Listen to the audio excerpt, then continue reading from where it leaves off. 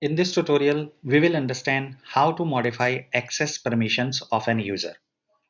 To access this screen, log into SuperAdmin, navigate to Admin, User and Permissions. Now, find out the user that you would like to modify the access permission. Let's say, for example, I would like to modify permission for Raj. Remember, access permissions are assigned to the role, not to the user. So it means we need to figure out the role which is assigned to Raj. In this case, it is store in charge.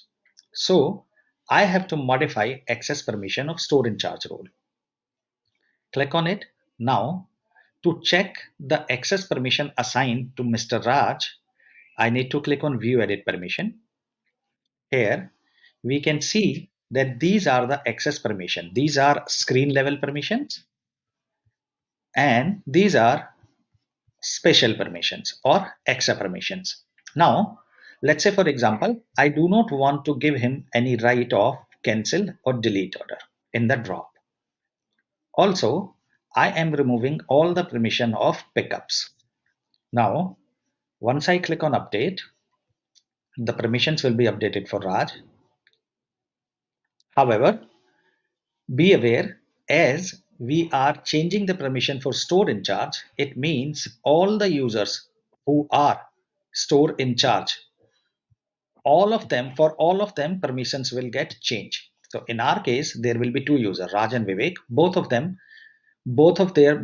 permissions will be changed.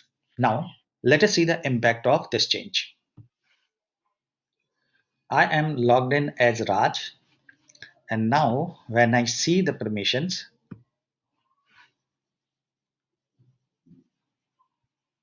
as we can see, he do not have anything in drop and he do not have anything in pickup. So this way, whatever changes we do in SuperAdmin for a particular role, the permission for that role and all the users that are grouped into that role will get changed. I hope it helps. Thank you.